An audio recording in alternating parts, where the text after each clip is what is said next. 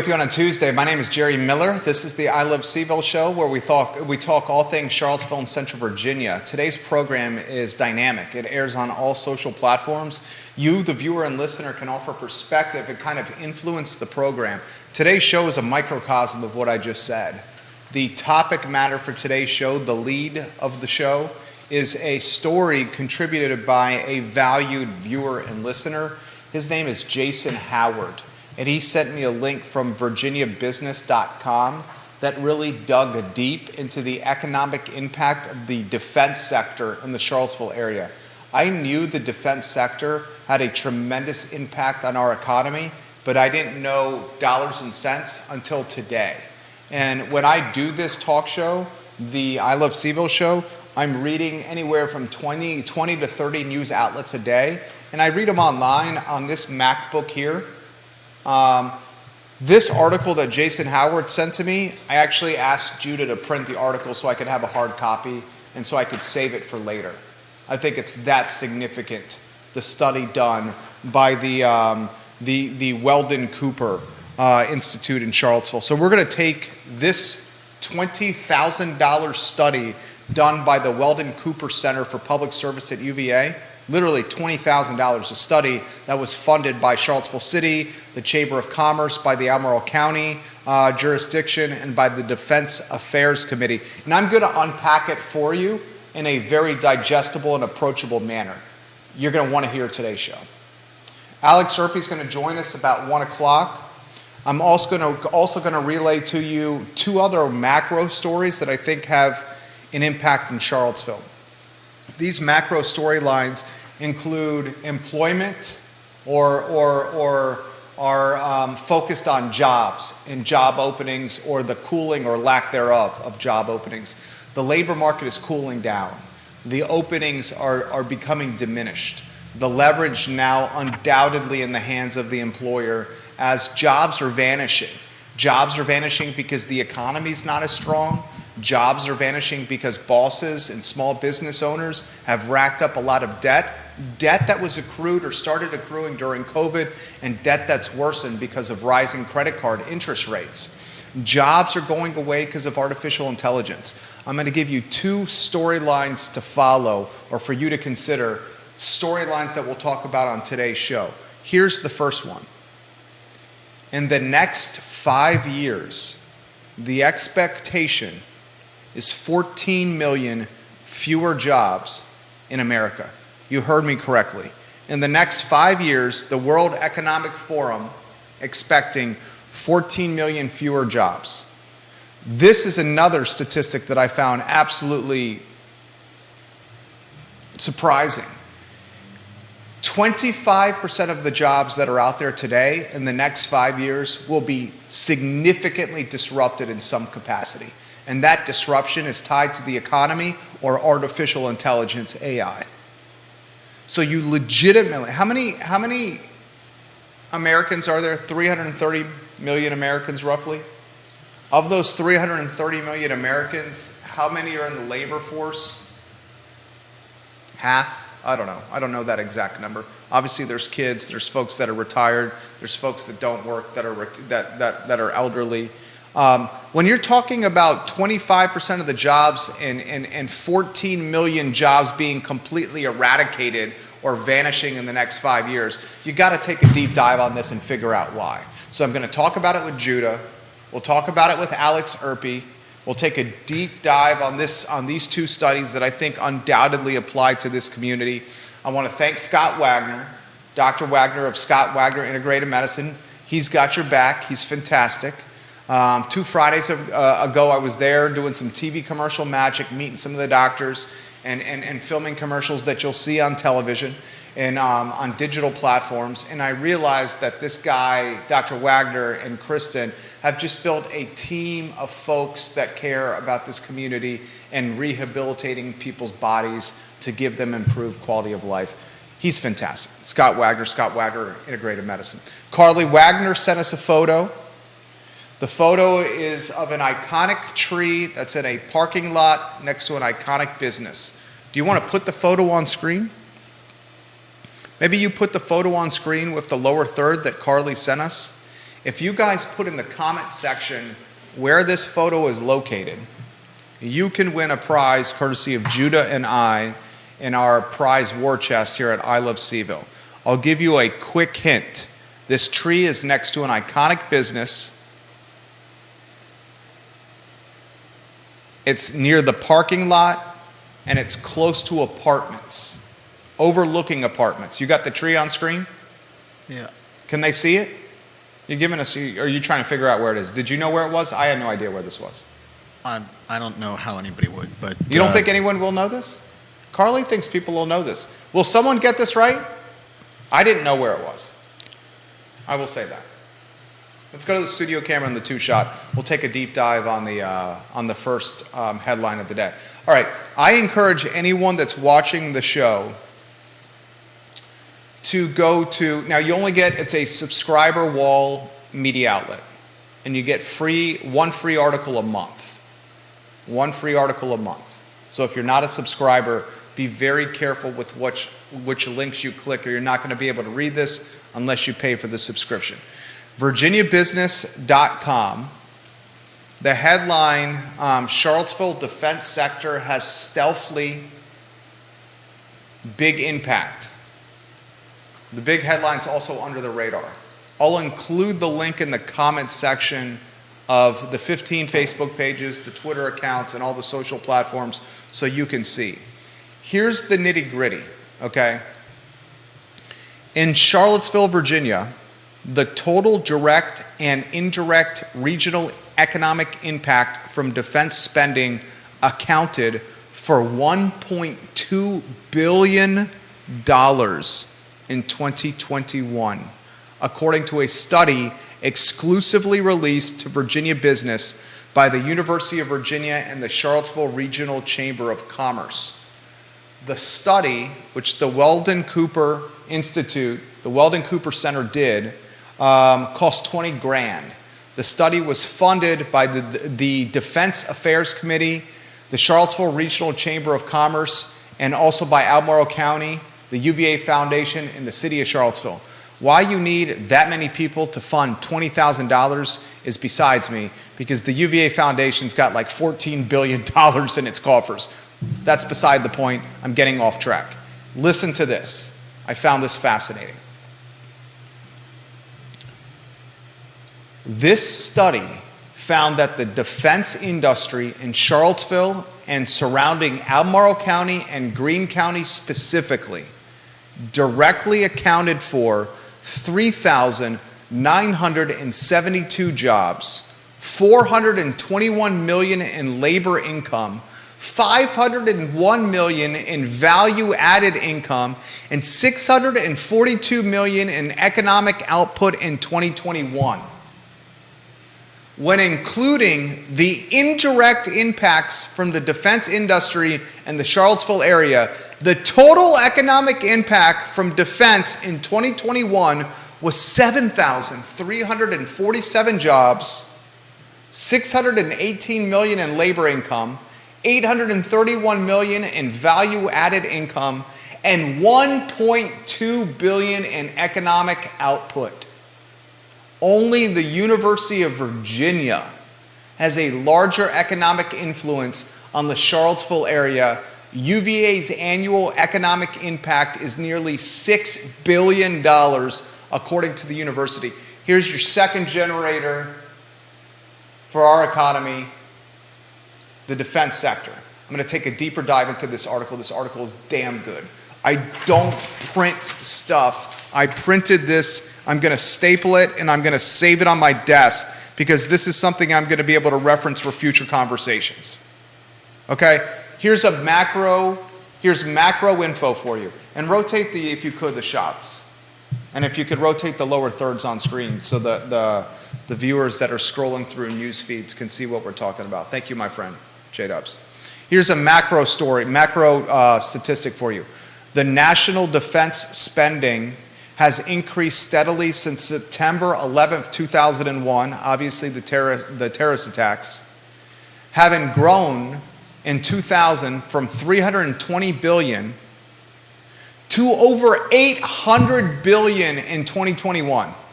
So the defense spending in 21 years went from $320 billion in 2020 to over $800 billion in 2021. $62 billion alone went to the Commonwealth of Virginia in 2021. We're talking, what is that, 8%? 7% of the yearly spend went to the Commonwealth alone. It's significant. 3 of the top military intelligence gathering agencies, the Defense Intelligence Agency, the National Ground Intelligence Center, and the Geospatial Intelligence Agency, have a presence in our area. Now here's the nitty-gritty, and then we'll weave you in, Judah. Here's the question. Why the hell does nobody know about this? Why does nobody know that defense spending accounted for $1.2 billion in economic impact in 2021? Why does no one really know that 3 of the top military intelligence gathering agencies have a presence in this area?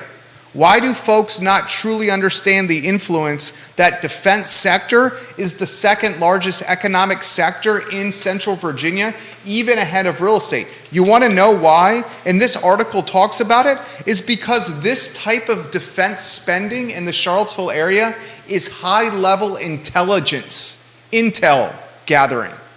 And it's the folks, the 7,000 plus people that directly or indirectly are tied to defense in this area can't really talk about what they're doing.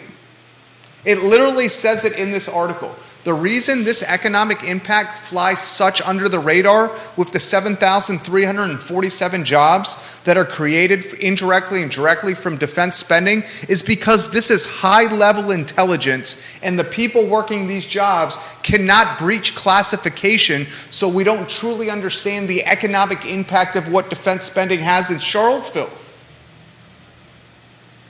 It's the absolute opposite of maybe what is the 3rd largest economic driver, which is real estate. What happens in real estate?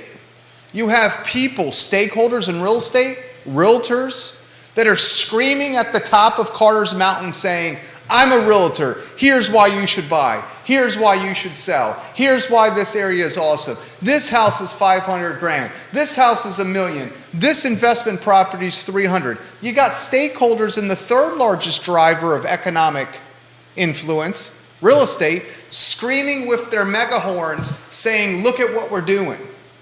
You got the University of Virginia that's got a $6 billion annual economic impact. Legitimately, it can say, just like that, our impact in this area is $6 billion. Look at what we're doing. But number 2, the people at Defense Intelligence Agency, at INGIC, at the Geospatial Intelligence Agency, at the Rivanna Station, these folks can't even talk about what they're doing because of the classification. That's why we don't know. Let's weave you in on a 2-shot. You read the article. Here's what I'm going to do. I want your take on the article. I'm going to take this link. I'm going to share it all over social media in the comment section, and also I'll put it on Twitter under this thread where the show is, LinkedIn. We'll get Judah's take, and then we'll get you, the viewer and listener, to offer some perspective too. Jason Howard sent me this. Thank you, Jason Howard. Judah, the show is yours. Yeah, I saw this article the other day, and it's certainly interesting that, I guess a lot of people don't know about NGIC and some of the other companies around here. They're not companies. What? They're not companies. These are not private. But go ahead. Go ahead. Okay. They're not companies. I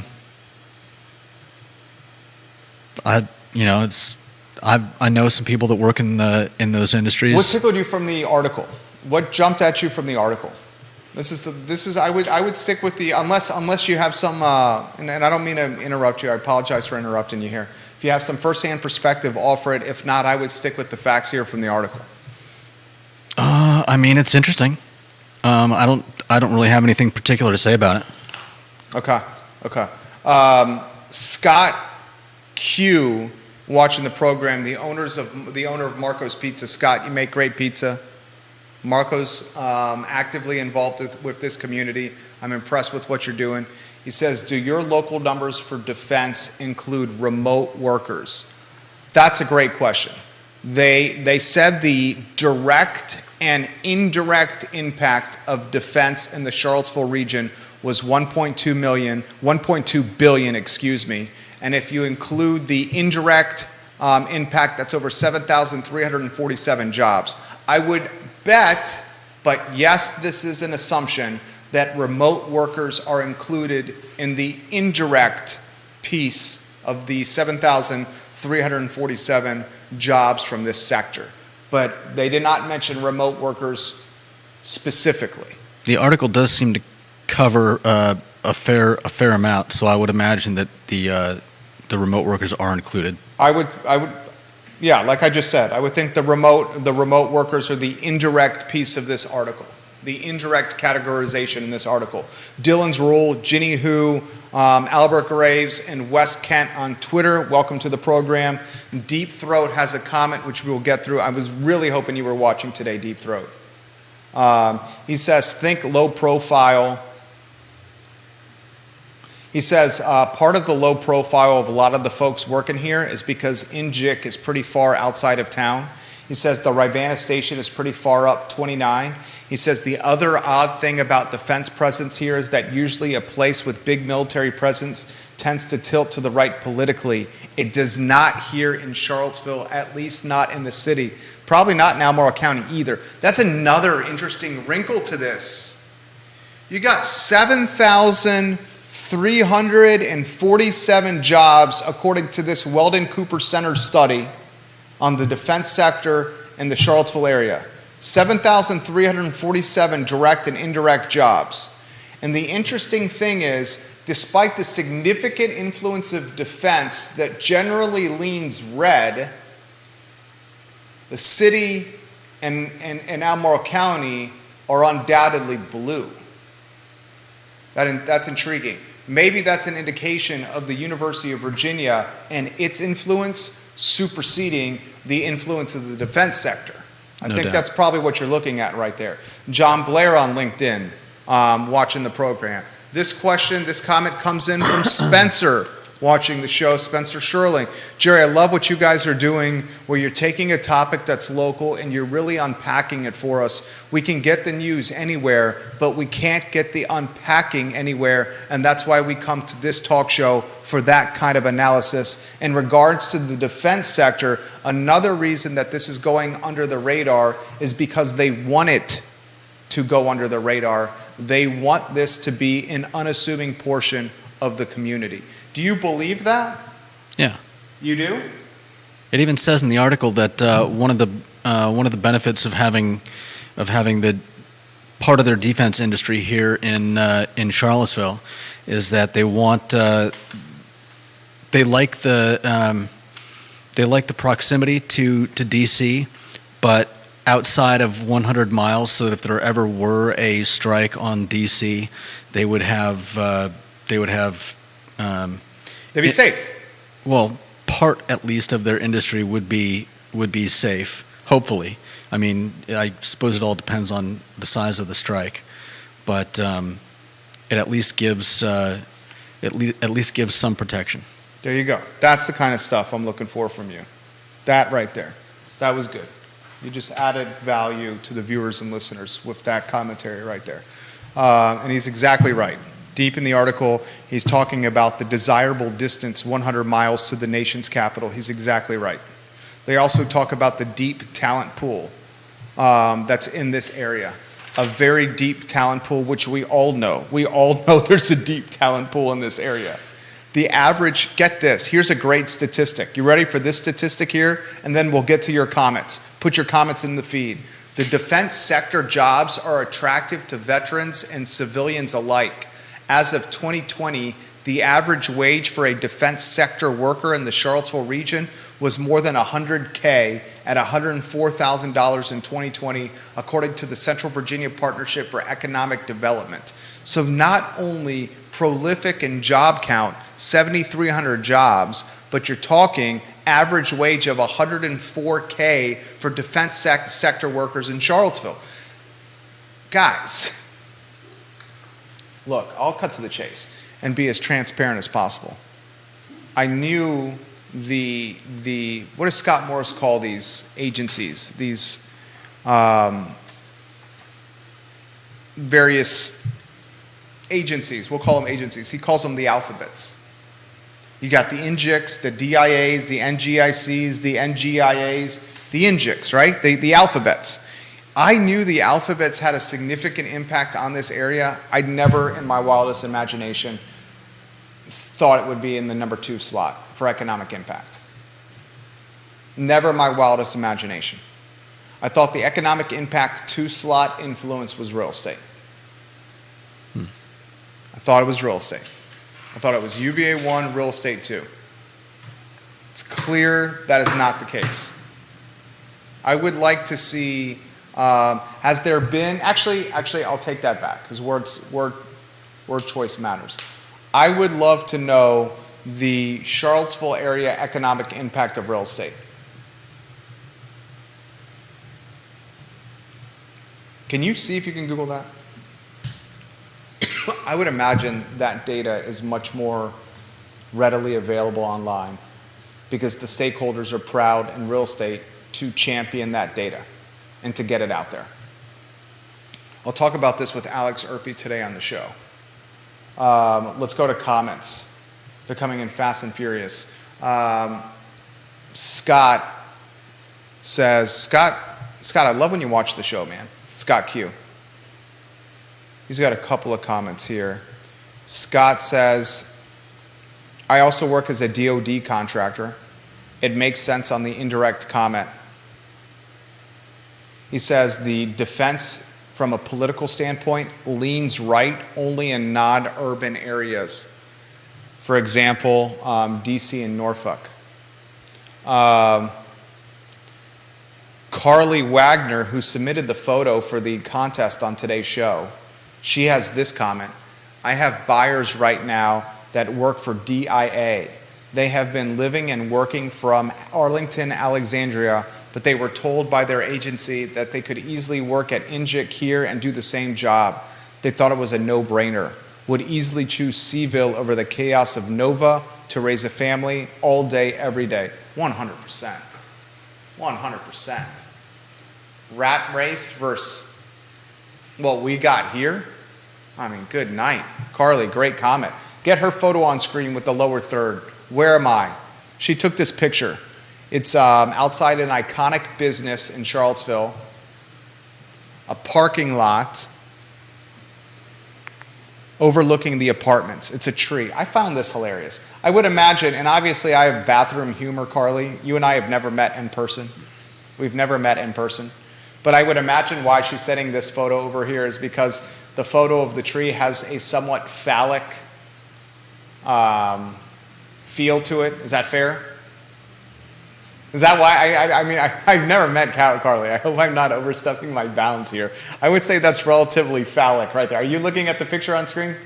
Okay. Where am I? Would you say that's phallic? I think it's pretty hilarious. Whatever that thing is sticking out of the... Well, it's bathroom humor. I think it's funny. Where am I? Can you get the lower thirds on there so folks can follow the topics that we're covering? That would be great. Thank you. Janice Boyce Trevelyan says they live outside Charlottesville, Ruckersville, Orange, and Louisa, that folks that work for these agencies. Nora Gaffney, welcome to the program. Thank you for watching. We love when you watch the show. I'll pass this to you. John Blair, I'm going to get to your comment here in a matter of moments. Alex, take a look at this. I want to talk about this with you. This is in Virginia. Alex Urpí's in the studio. He's going to take this article that we just put into the green room. It's on the economic impact of the defense sector in Charlottesville. $1.2 billion in 2021, Alex. Massive economic impact. I'll holler at you about that on the show and some other things. John Blair says, JM, take a look at the Albemarle County Board of Supervisors agenda for tomorrow on the county's website.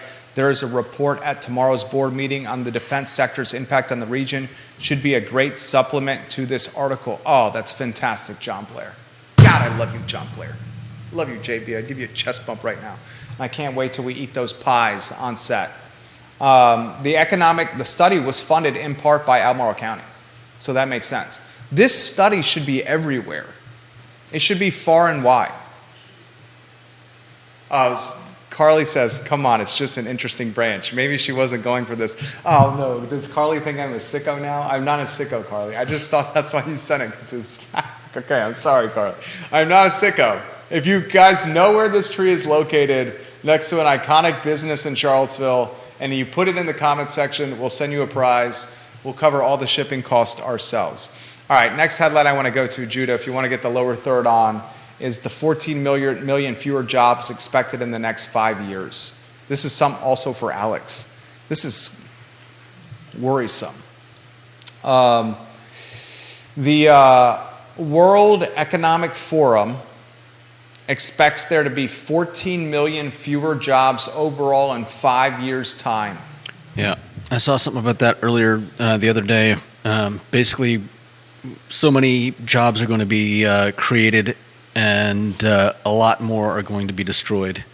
And I think it's 69 million will emerge, 83 million jobs will disappear, 23% to be exact, 23% according to the World Economic Forum, 23% of jobs will be completely disrupted in the next 5 years. I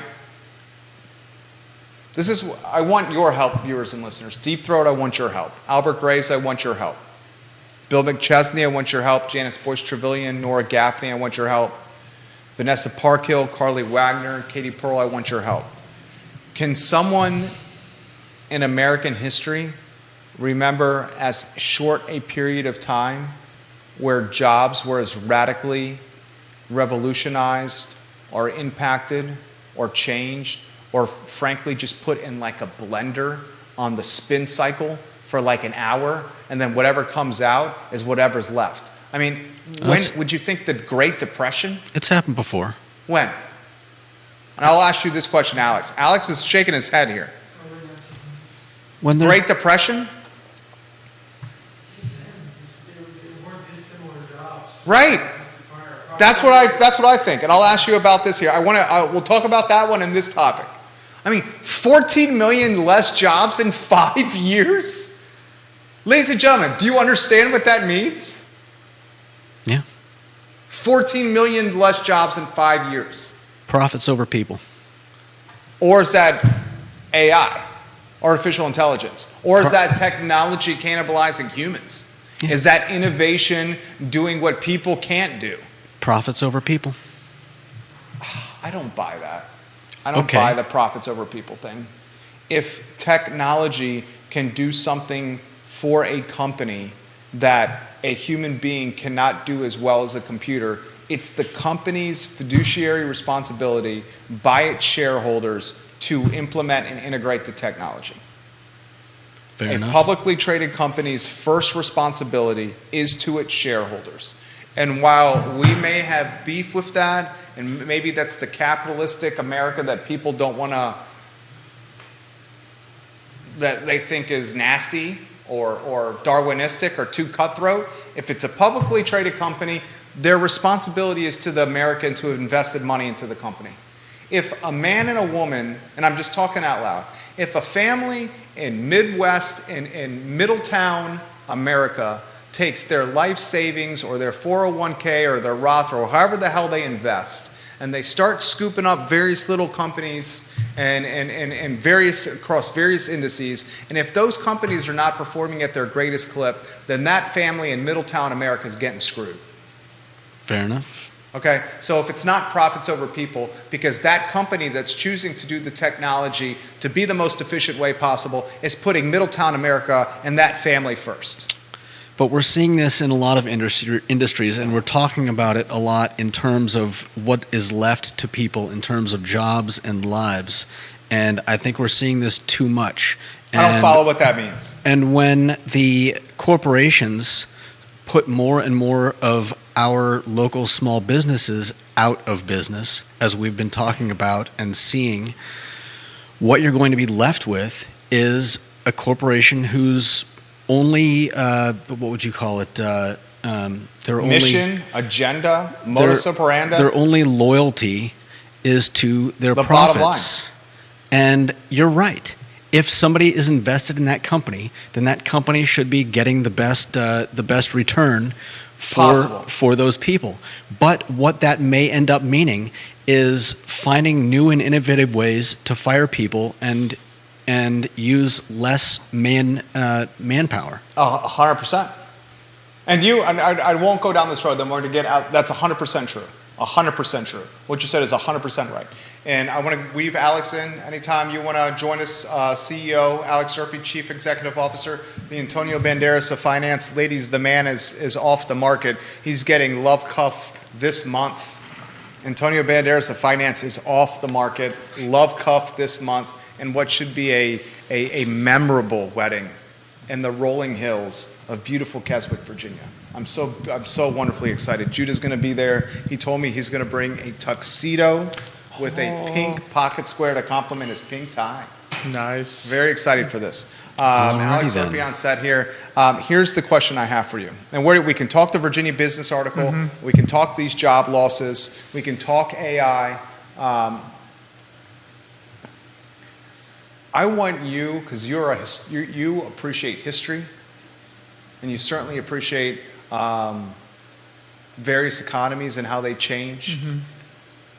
How do you first characterize where we are in 2023 as an economy standpoint? Let's start there. So it's the pace of change that I think is really hitting home. I was thinking back to your question, when was the last time we saw this complete reorganization of jobs that is being expected here?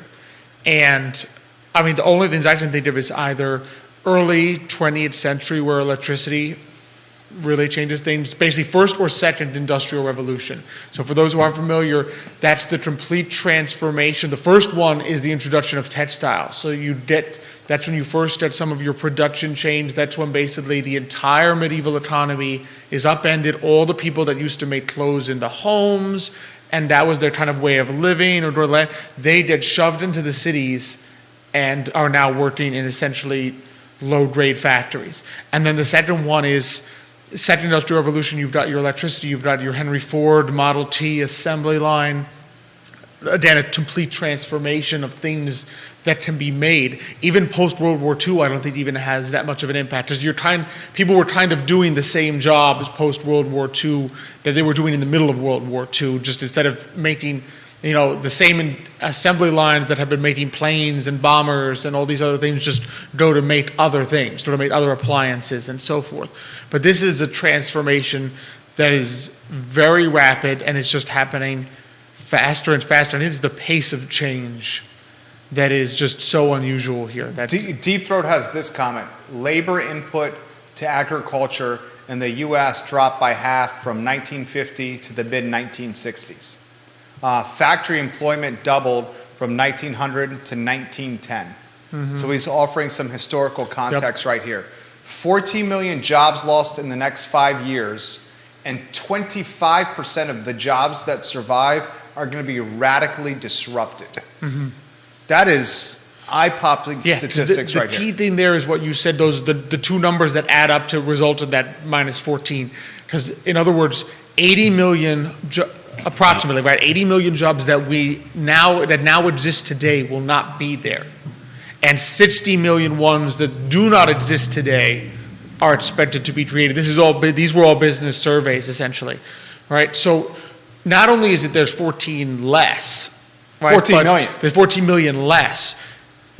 The 80 million that are being lost there's 80 million that currently exist today that will not exist anymore. Things that are done today that will be done either by machines, or the productivity will be such that one person can now do that which it used to take 2 or 3 people to do. And the one that's the most obvious to all of us, and I'm curious of others that come to mind, is you go to the McDonald's and you're ordering from a kiosk now instead of a cashier. You go to the McDonald's on Pantops. My son loves the breakfast there. We go there maybe once or twice a month because he loves the breakfast. You go in there is no front of the house staff. Wow. You have someone bringing food to you at the counter. You're not ordering at the register anymore. That's the most obvious one. What do you make? And I empathize with the comment that you made, J-Dubs. I want to weave you in. What do you make of the profit over people comment? That's a hard one. Is I think we have to parse out. So I think Judah's correct that you a company, and like you said, Jerry, you're both correct in that a company, especially a publicly traded company, needs to put the interest of its shareholders first. When its corporate executives are given the leeway to not be good fiduciaries, you know that you don't invest in that company. Yeah, there's going to be some serious issues. Now, a lot of people have argued that some of the in other words, we've kind of financialized the economy to such an extent that a lot of corporate executives no longer even currently put the long-term interest of the company above short-term. And I think maybe that's kind of what Judah's alluding to with when I think of profits over people, the culprits is usually companies that they're prioritizing short-term increase in the value of the stock over the long-term health of the company. Because they know that they're going to be long gone when all these projects that they failed to think about the long-term future come to fruition. In other words, they just, instead of investing in a long-term project, they buy back the stock, they bump up the dividends, right? And that may be good for current shareholders, right? It's definitely going to be good for them because they're going to be paid in stock options, right? But it may not be good for future shareholders or shareholders who intend to hold that company for a long time, because somewhere, sooner or later down the road, someone's going to be left holding the bag and saying, dang, we did not invest in any CapEx, in any projects, essentially. For the last 20 years, all we did was buy back our own stock, and now we have nothing. Now our products and services, we didn't develop anything new, and we are in big trouble. And you see that, of course, with a few companies, right? We've seen companies that have failed to innovate and failed to look forward to the future that finally run out of steam, and now they're in big trouble. Their stock price is a fraction of what it used to be. Well said. Jump in anytime you want. Just give me a sign here. The comments are coming in fast and furious. This from Albert Graves. At Warrior AG, you have become an extremely well-respected member of our viewer and listening audience. We appreciate your consistent loyalty and comments and perspective. He says, the great experiment, the virus, let employers know how expendable their employees were. COVID changed everything. He says the great experiment, the virus, let employers know how expendable their employees were. And I'll tell you another one is Musk taking Twitter private. How much was that deal? Was it 40 billion? 40 billion. 40 billion taking Twitter private, then either forcing or encouraging 70% of the staff to quit, and then the site is still running. Still running. As if the entire staff was there. Has another impact on what's happening here as well. I exactly so. And you see it in the tech. In other words, the tech companies, when we see all these tech layoffs, they're not dumb, the tech companies, right? No. They're not sitting there saying, oh man, I'm going to fire all the coders that I really need. What they're firing, the people they are firing, It's are the ones interacting with the public. Exactly. Yeah. It is the marketing, the people they brought on that now they realize Customer support, customer service. Exactly, in tough times are not needed. And I think to speak to the virus, I think the issue, and we talked about this a lot in 2020, 2021, that it drove a lot of the small business out of business because they were disadvantaged. Lowe's got to stay open, Home Depot got to stay open, all the big ones got to stay open, all the small ones got pushed out of business. And now to Judah's point, when all you have left is the big ones, right? Their power has now increased exponentially. Judah, and where you want to go? We got more comments coming in. Show's yours, or we can go to the comments. Yeah, I mean, I'm just looking at the fact that we've heard of some publicly traded companies posting incredible profits over the last few years, and then you see these headlines on news services and on LinkedIn about this company or this sector is primed to cut 8,000 jobs, and it's a little bit. I just find it a little troublesome. That's why I say profits over people, because yes, I understand that the company needs to be profitable. I understand that the company needs to make money to continue. They need to change and shift and thrive. But at the same time, there's I often hear talk about loyalty. The loyalty of employees, and I think it's telling when we see how little loyalty there is from employers. Well, is this necessarily employers doing this though? I mean, in part, it is employers doing this, but I also think this is like bosses and the mark. Here's what's happening here.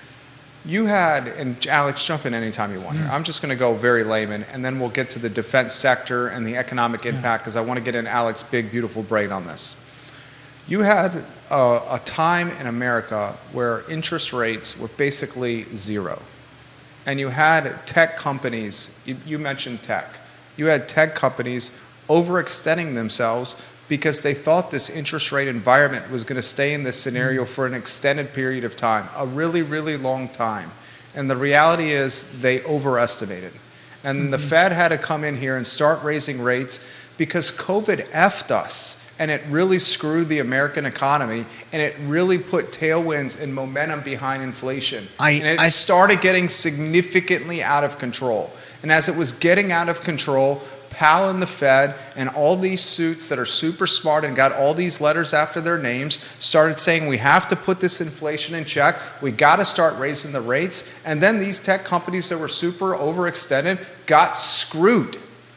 They got screwed because they were running publicly traded businesses based on profit potential and not running businesses like I have to run it in Charlottesville on Market Street, where I have to payroll and keep the lights on and make sure there's cash in the account so I can meet payroll the following week. And if something hits the fan here, there's no raise some money with offering some stock and then starting a company that's struggling like Snap, like they've done so many times. It's the issue is particularly in the public sector, it's always a forward-looking sector. In other words, they're going to look now and say, okay, we cannot keep this level of payroll as a going concern. Yeah, they made bank profits, but the people in charge don't want to be fired. Right.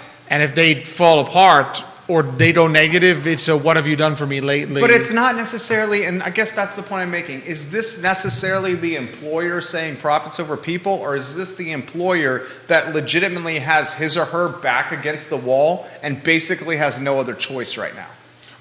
And I think it's mostly, a lot of this also comes down, you can't underestimate the extent to which even large companies operate on a risk-averse nature. In other words, they see potential recession, they see warning signs, and they sit there and say, I do not want to be the one caught of having basically too many expenses and my revenue drops and I didn't see it coming. So they make the moves earlier. I had a family member, I don't mean to interrupt you. No, go ahead. John Blair watching the program, he says, Alex Urpí is killing it right now. He's preaching the absolute truth. He's dropping that on LinkedIn, Mr. Blair, the Esquire. I had a family member, I'm not going to say who, don't offer any insight here. Big tech, upper management, all this stuff hits the fan. He's got a team of like 30-some under him, had to let go of half the team. He personally had to pick which of the team stayed, which of the team got let go. Was told to do this over Zoom, so they didn't go into the office to cause mishap. When you get do it over Zoom. And then he found out he got fired as he was laying off the last person via Zoom. His Zoom credentials got cut off because they thought he had done all the firings already, so they eliminated his Zoom account. So as he's eliminating his last employee, and you're still the defending most them? favorite one, because he wanted to do last to spend the most time with, his Zoom account gets cut off by the company, and he can't eliminate the last employee, and that's how he found out. That legitimately happened. Wow. Now you're talking about someone that had a job that was like, somewhere between, I would say somewhere between 600 and 800, but still, that's how this job was lost. Yeah.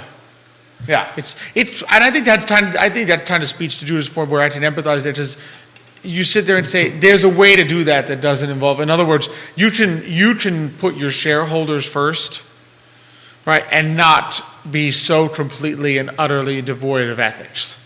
Like, there is business ethics, and there are ways to do things the right way. Would you say Musk has business ethics? That's a challenging one. I'm not 100%. See, I wouldn't say convinced Musk on that. is the most empathetic No. chief executive. I would say he doesn't know how to spell business ethics. You would say Musk is not an empathetic chief executive, right? He's Not even- an aggressive, hard Not even line. slightly. Okay. He's an aggressive. Is he supposed to be empathetic? I never said he should or shouldn't be. I Or, just said or is his job to be as shrewd as possible to keep what he's got, Starlink, Tesla, and Twitter, in the black? Is it Musk's only goal to keep him in the black so he allows jobs to be created and economic impact to be positive? Isn't that his role with his 3 companies? But it is the purpose of ethics would be, though, that there should be a way, and I believe there is, to do things in an ethical way, but that also put your company in the black. I'm not sure it's a zero somewhere, but I That's the either best do answer. things ethically or I make profit. What CEO does that that's well? the best answer. Okay, name one CEO who does it. Who does it? Name one CEO who does it well, Judah. Name one CEO who does what he just said does in that America that does it. Look at this. If I had time to read, you're asking me Name- what? It's a talk show. Okay. This is what talk shows are. Name one CEO that does what you guys are saying. Well, in the How about 2000s, One active CEO right now that Yeah. does what you guys are saying. How about the owner of Chick-fil-A? The active CEO of Chick-fil-A is private. Chick-fil-A is, I think Chick-fil-A is a private Chick-fil-A company. is not a public company. Okay. Name one publicly traded CEO that does what these guys are saying. Anyone. Anyone? We're in a much harsher environment than we were There you go. 20 years ago. But is that a decline in ethics or a financial necessity? I'm That's not sure. what it is. I don't think it's a decline in ethics. I don't think we as Americans are ethically less inclined. I think we as Americans right now have our back against the wall at a greater clip than it's been in a generation. And because our back is against the wall and our greater clip than we've been in a long time, we're having to consider gray area tactics that we otherwise never would considered have. before. Yeah. I mean, People are getting canned on Zoom. and ironically, they got hired on Zoom. Probably so. You're probably You know, right. that Zoom taketh and Zoom giveth and Zoom taketh away. How about this comment before we go to the next one? Scott Q's got a good one. In fact, Scott Q, you've made the program way good today. He says that after a crash like this with jobs, and I'm paraphrasing your comment, Scott, after a crash like this with jobs, history suggests, here it is, each historical disruption has been followed by creation of new industries, opportunities via innovation related to the disruption. I think it's the hope. AI. It's going to be AI. That's the hope, because in other words, that World Economic Forum survey is taking the survey of what people can currently foresee, right? And so if you think about it, if you had been a medieval textile in a village where all the houses would sew the clothes and it employed let's say the whole village, 100 people in the village got employed, and then the factory comes in and hires 20 of them to do the same number of textiles. You make the same clothing with 20 people, and you now have 80 out of work. If you had asked them, look forward, what's your projection for jobs gained and jobs lost, they would say, well, 100 are going to disappear, 20 are going to appear, we're minus 80. But as we know, the number of jobs that actually got created in the Industrial Revolution was far higher. The wealth of the world, even for the bottom percentile of the world, increased dramatically. I mean, if you look at world wealth, and even for the bottom percentile, most of history is like a straight line, and then the Industrial Revolution comes in and it goes like this. It's like a hockey stick.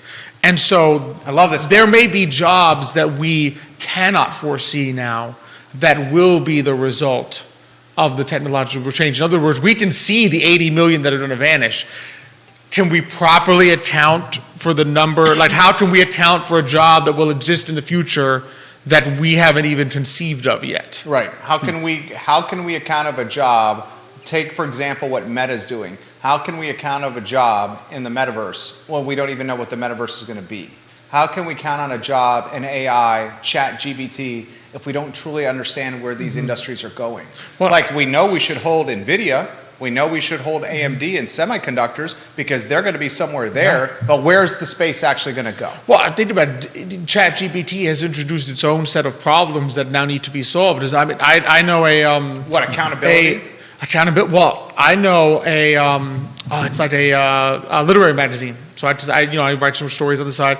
I know some literary magazines that have completely closed their submissions because for Plagiarism? the time being, they cannot distinguish between an AI written story and an actual story written by a person, because they know that there are a bunch of AI because the number of people submitting to their magazine as soon as ChatGPT got in the news ballooned from like 100 to 3,000. So now they have 3,000 submissions, and they're sitting there saying at least half to, if not most of these, were written by ChatGPT. They are not a legitimate, we don't want to publish something written by a machine. But you can foresee now jobs which will have to be created in the future in which people are going to be asked to parse out the difference between an AI-generated submission and a human-generated. How do you distinguish between these two things technologically, software-wise, by the human eye? I mean, I believe there are subtle tells. Vernacular, exactly, nuance there's subtle in language. Tells. Like I know of some companies that still don't use ChatGPT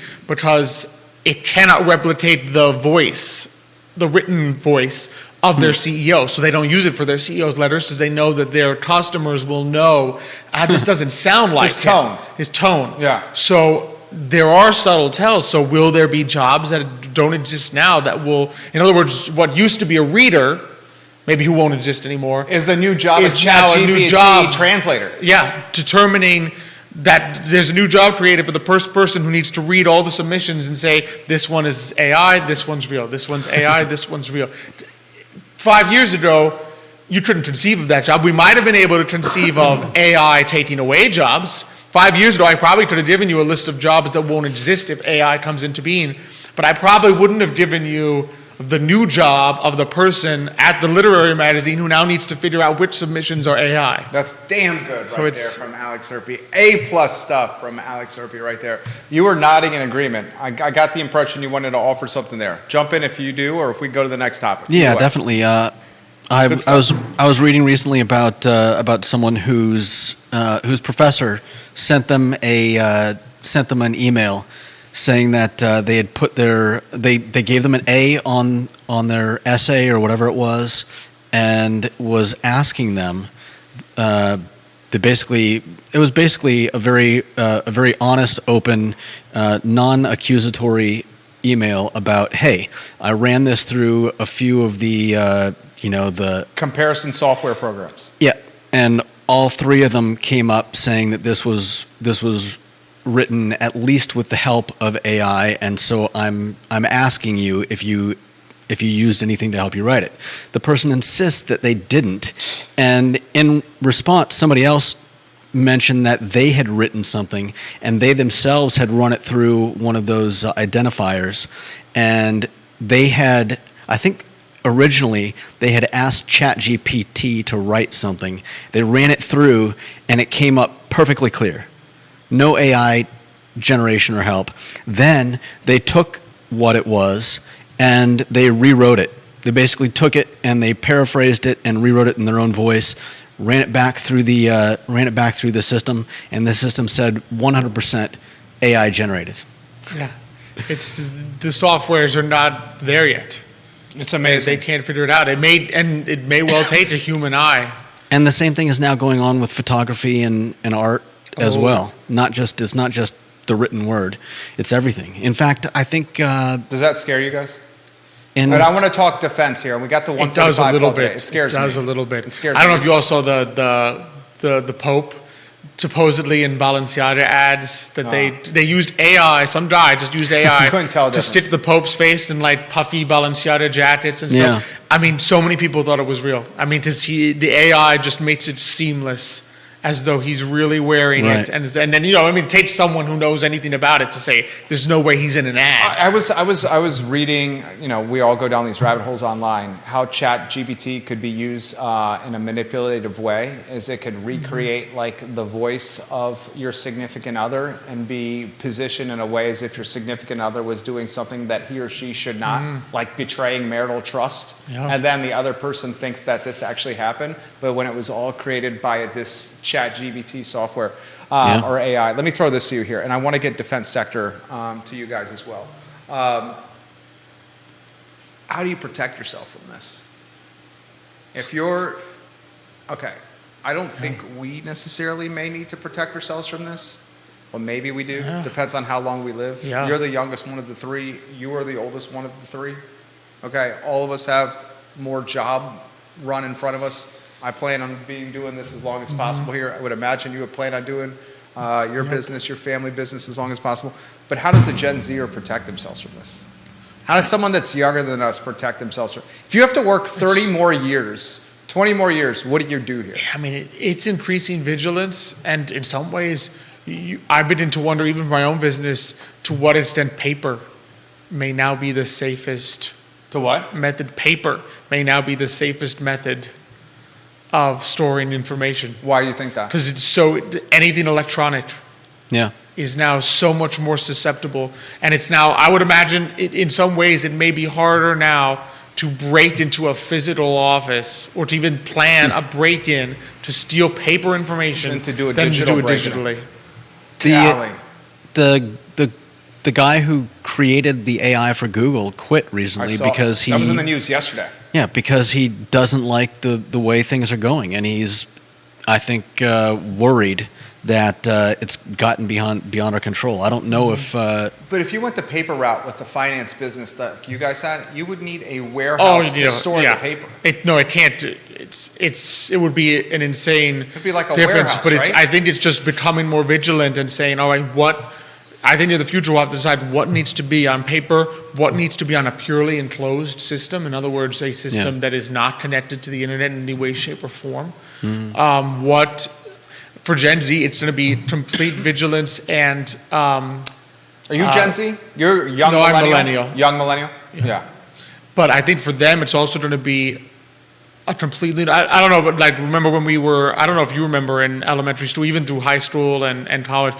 Spent a lot of time where they would teach you how to like look at the internet and find your sources, what's reliable, what's not. Yeah, cite your source. Yeah, cite your source. Yeah. That's going to have to be ballooned exponentially because you're now going to see photographs and images that may not be real.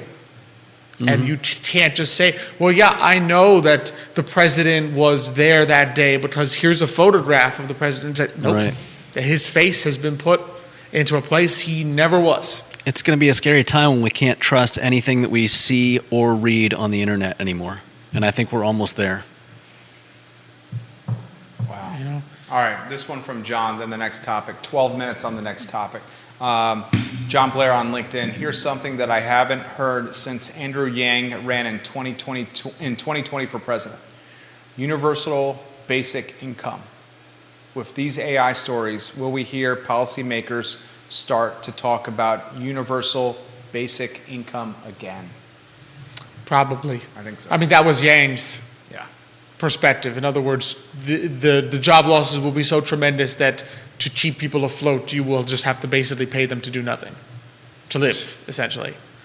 I think that has its own societal issues. The moral hazard there is tremendous. We saw some of it during COVID. We did. We saw that during COVID. There are certain, I know the Scandinavians did some trial runs of it and had to shut them down rather rapidly because the workforce then began to decline. Yeah, that is well said. Another well said. All right, let's go. Janice Boyce-Trevelyan, I'll get to your comments here. She says, kids don't even have a signature anymore.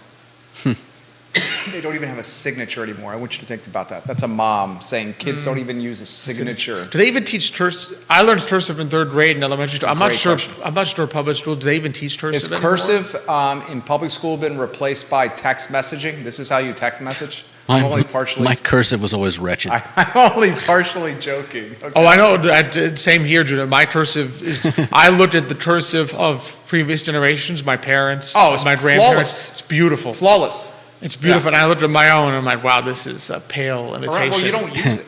Because you don't use it, and you're taught it for maybe like one grade, and then you're Right. done. Yeah. It was like with me and my Spanish. When I was in Naples and I was around Mima and Papi all the time, I was bilingual. Now I'm not using it, so I stink at it now. All right, defense sector. We have 11 minutes here, gentlemen. 10 minutes. $1.2 billion Charlottesville area impact. Directly and indirectly, 7,347 jobs in the defense sector in Charlottesville, Albemarle, and Greene alone. The second largest economic impact locally behind UVA. That's at $6 billion yearly. 3 of the top military intel agencies have presence in the Charlottesville area. Where do you want to start? I just goes to show you that's one of those things that can easily fly under the radar. Because let's face it, the military and defense contractors, they're kind of different because UVA and hospitals, right? They kind of like to draw attention to themselves. They brag. They want you to know that they are a great institution. They want you to know that they're there. They want you to know that if you have an emergency, go to UVA Medical Center, go to Centera. We got all these out clinics. Advertising campaigns. Exactly. We're good the at defense industry does not really want to brag. Look here, I'm right here on this hill, building really high stuff. Oh, I got really top secret stuff right in this web. I'm on this computer. I'm looking at your Visa transaction history to see if you're doing anything felonious. Exactly. Okay. I mean, they don't really advertise that they're there and that they are a big presence. So it's easy to forget that kind of goes under the radar. And that Charlottesville, and I think it's one of those ways Charlottesville is not immune to geopolitical circumstances. In other words, there is an extent to which we are tied to, if there are more wars, sad as it is to say. That's good for Charlottesville. That the defense contracting industry is higher. If we did enter a period of,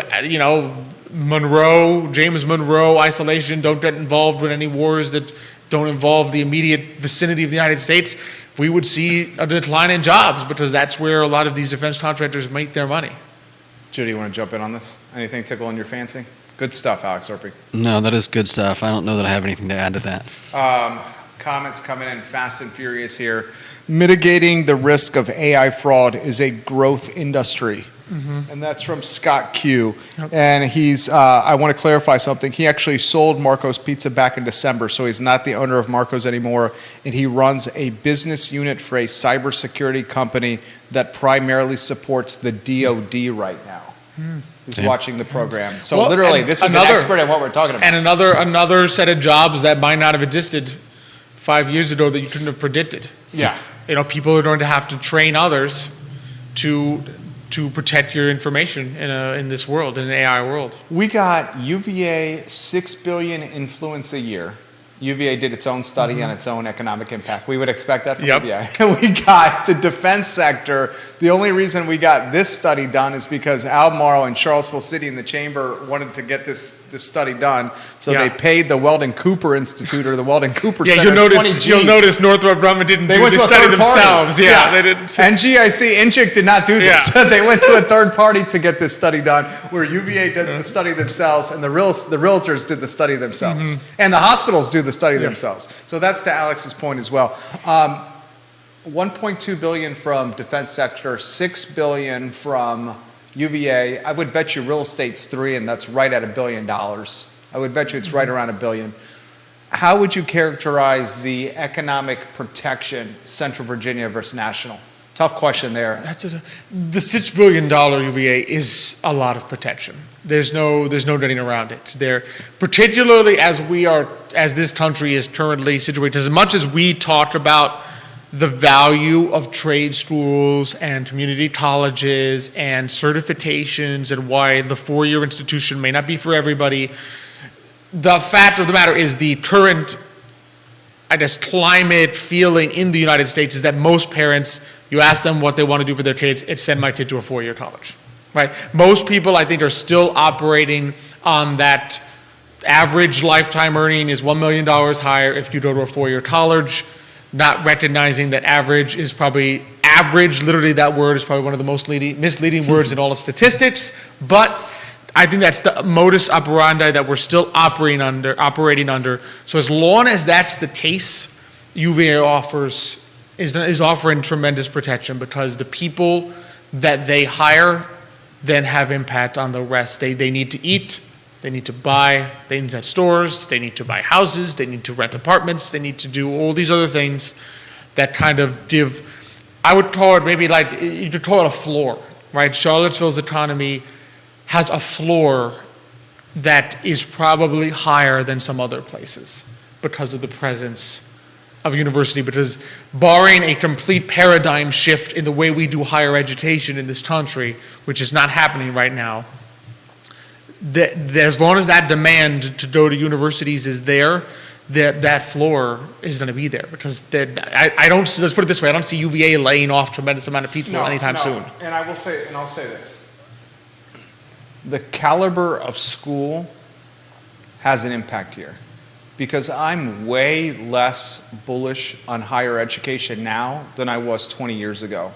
I think the future of higher education is in peril because of the cost associated with higher education. And I think the brands or the schools in higher education that are the ones that are most in jeopardy are the ones that are the third string or second string ones. The high-end first string ones are the ones that are going to persevere from this, and they'll probably pick up market share when the second and third string ones get eradicated or vaporized. So I think that's what could happen. Ginny Hu on Twitter says, gentlemen, when you don't learn to write cursive, you also don't learn to read cursive. You can't read any of our founding documents for yourself and have to rely on others to tell you what they say. That's dangerous. That is. And she says that her kids are learning cursive. And she also said AI has already been used to copy teen college student voices and make parents think their child has been kidnapped and extort the parents out of money. Yes, I've heard that as well. I've heard it being used to mess up imitate families voices. Too. Dude, anything. I mean, the nefarious faces. potential with AI is endless. Anything else stand out before we hear today, Manana? No, just I think that's it's important to keep track, I think, of what are those industries that have outsized impact. You might almost call this like a concentrated industry. In other words, it has a small change in the defense industry's demand can have an outsized impact in Charlottesville relative to, somewhere that, let's say, has no defense industry. Almost like, if you were sitting in Seattle, right, tech would have an outsized impact on Seattle's economy. Defense has an outsized impact along with UVA on our economy here. There you go. Alex Urpí is going to tell us about today, Manana. If we can get the photo on screen. You were awesome today. Oh, thank you. Judah, you were awesome today as well. No one got this. I think Carly... That was hard to get. I found it on YouTube. You found the photo? I found the photo. I logged into the show. No, I don't. Oh, okay. Yeah. That's what I'm saying. I found that I watched the show and saw the photo, but I have no idea. I don't even know what it is. This photo is... Carly submitted it. You're an awesome viewer and listener. We love that you watch this program. It's over toward the parking lot overlooking the apartments by ACAC Albemarle Square. Oh. ACAC Albemarle Square, if you want to get the lower third from where am I, Judah, on screen? That is ACAC Albemarle Square. This tree, no one got it this time. So we're going to offer a prize tomorrow. Today, Manana, what you got? I got some three segments tomorrow on Today Manana. We're going to have Terry Arroyo from Plant Studio here in the downtown mall. Nice. Going to be joining us, local small business. Then we're going to have on Iwa Har and Maria Vitale from It's Our Park. Going to come talk about the park. If you haven't been or don't know what's new, we'll try to cover all that. I know there's always new things going on there that I like to keep up with. And then we're going to have Matthias Yohn from Matthias Yohn Realty just talk a little bit more, where he's seeing things going. Maybe might talk a little. I know Keith covered it last week. Maybe might talk a little bit about dispelling the notion that you should intentionally tank your credit score to get home. That's a good one. Yeah, where it's not that it's a good thing what's happening, but the solution is not to tank your credit score. Let's just put it that way. That's the short answer, but Matthias might Help us with the long answer. That's in relation to the news story that broke last week, where folks that have great credit and strong money down will be helping carry the loan for those that don't have great credit and don't have a lot of money to put down. Vanessa Parkhill says, a while back I was visiting family in the Pittsburgh area and I saw a news report about an area school that was focusing on technical education, specifically jobs that could not be outsourced to another country. Plumber, carpenter, electrician, HVAC. Yep. Those may be the most stable jobs in the near term. Oh, 100%. Ladies and gentlemen. I can see a future where a lot of things are replaced by robots. Very difficult, even now, for me to imagine that people are going to want a robot to come into their home and do their plumbing Yeah, I would not. or their want that. electricity. I'm going to stick with Big Ken and John coming in to do our HVAC. They're fantastic. Judah, you were fantastic. Yep, Alex great is points, always Judah. fantastic. Today, Imanyana, Thursdays at 10:15 a.m. He joins us on Tuesdays. He's A++. We hope you enjoyed the show, guys. We took a deep dive on topics that matter to this community. It's the I Love CVille Show for Alex and Judah. My name is Jerry Miller. We'll see you tomorrow. Take care. Oh, great show, guys. That was fantastic. Great topics today. Loved it. Me too. I'm going to see you. Oh, same here. Same here.